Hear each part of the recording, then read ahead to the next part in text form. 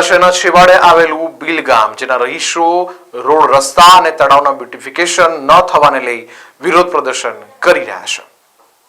વડોદરાના છેવાડે આવેલું ભીલ ગામ જેના રહીશો રોડ રસ્તા અને ગટર અને તળાવ બ્યુટિફિકેશન લઈને વિરોધ કરી રહ્યા છે, જેમાં ઘણા સમયથી પીવાના પાણીનો અભાવ જોવા મળ્યો છે અને સાથે જ ગટર અને રોડ રસ્તાની ખરાબ હાલત જોવા મળી છે અને જેને પગલે ભીલ ગામના સ્થાનિકો અને ભીલ ગામના લોકો સાથે મળીને વિરોધ પ્રદર્શન કરવામાં આવ્યું હતું અને આગામી સમયમાં પણ રોડ રસ્તા અને ગટર પાણી અને તળાવનું બ્યુટિફિકેશન કરવામાં નહીં આવે તો ભીલ ગામના લોકોને આજુબાજુની સોસાયટીના સ્થાનિક લોકો સાથે વડોદરા મહાનગરપાલિકાનો ઘેરાવો કરવાની ચીમકી ઉચ્ચારવામાં આવી છે।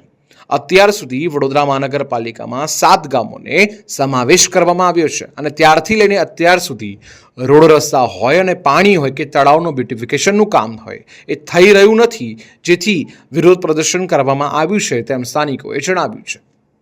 સરકાર જેવી રીતે આ સરકાર સરકારી સંસ્થાઓનું ઓડિટ કરાવે છે એવી રીતે આ ચોરોનું હોય ઓડિટ કરાવો। ધારાસભ્ય, સંસદ સભ્ય અને કોર્પોરેટરો એનું હોય આ સરકારને કહેવું એક છે અમારું કે એનું હોય ઓડિટ કરાવો કે એને રૂપિયા કઈ વાપર્યા, કેવી રીતે વાપર્યા, કારણ કે આ તો સહકારી સંસ્થાઓનું એ ચોરોને ભાગીદારી થઈને ઓડિટ કરાવો તો સરકારી સંસ્થાનું કેમ ના થાય ઓડિટ? આ ઓડિટ કરાવો એમનું તો જ મેર પડશે। કનુભાઈ પટેલને બીજી વસ્તુ હવે અમારી તો એક માગણી છે કે અમારે 7 ગામમાં એકી જોડે લીધા છે તો અમારી કોર્પોરેશન 7 ગામની જોવે, અમારે આ તમારા ભેગું ભરાવવું નથી, નહીં તો અમારો તમારે બહિષ્કાર, અમારે કોર્પોરેશનમાં રહેવું નહીં, અમારે કોર્પોરેશનની જરૂર જ નહીં।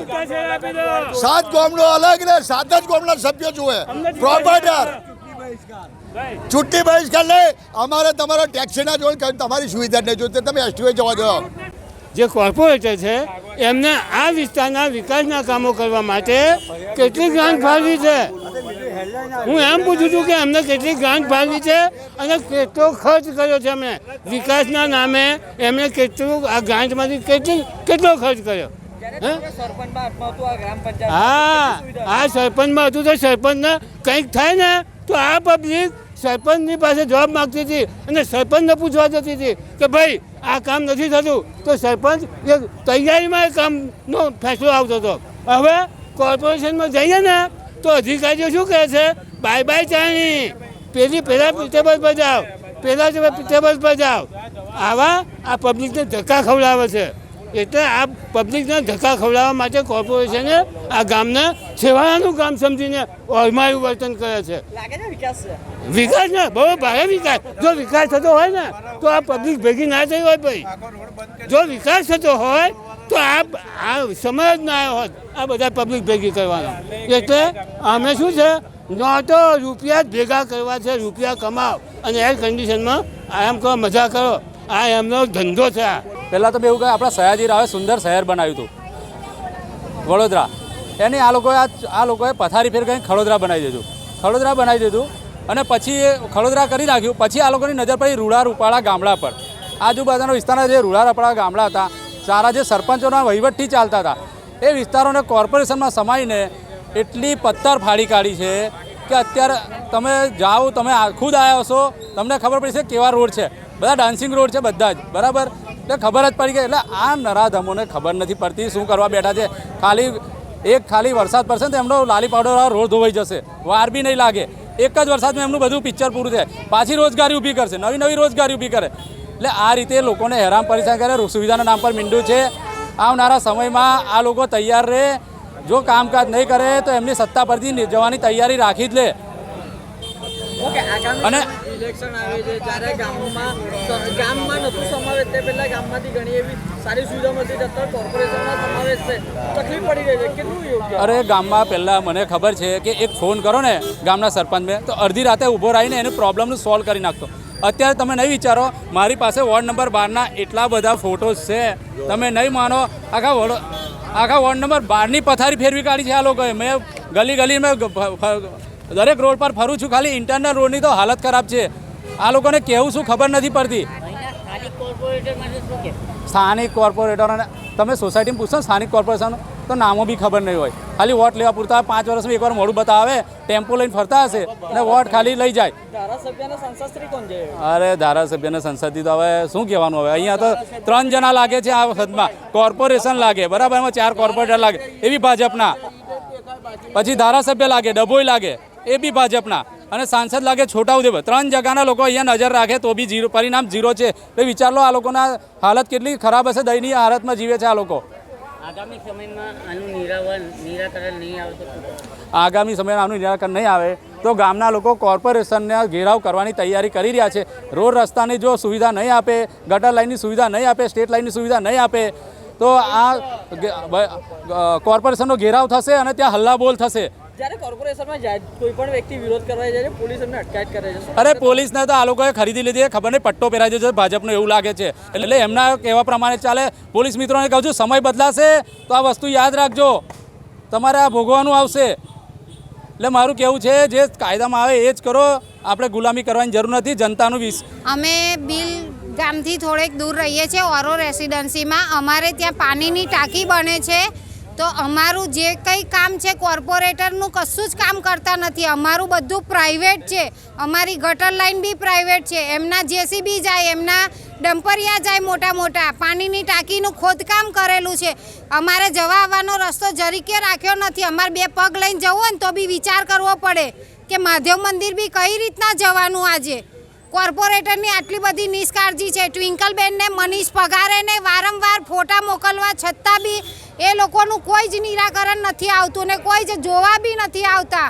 અને લાઇટ બી રાતે જાય, ચોમાસામાં ફોન કરીએ તો એવું કહે છે કે હેલ્પર નથી, સવારે આવશે. તો રાતે આખી રાત લાઇટ વગર રહેવાનું અમારે. આગામી સમયમાં ઇલેક્શન આવી રહ્યું છે, અમારા તરફથી કોઈ મતદાન થાય નહીં. અમારી સોસાયટીમાં એમને અમે ઘૂસવા બી નહીં દઈએ. વડોદરા મહાનગરપાલિકા અંતર્ગત આવતો આ વોર્ડ નંબર 12નો બિલ ગામનો વિસ્તાર છે. છેલ્લા 6 વર્ષથી બહુ ઉમળકાભેર વડોદરા મહાનગરપાલિકાએ આ ગામનો સમાવેશ વડોદરા મહાનગરપાલિકાની હદમાં કર્યો હતો. પરંતુ આજે 6 વર્ષના અંતે અમને વિકાસના નામે મીંડું મળ્યું છે. સહેજ પણ વિસ્તારનો વિકાસ કરવામાં વડોદરા મહાનગરપાલિકાને રસ હોય એવું જણાતું નથી.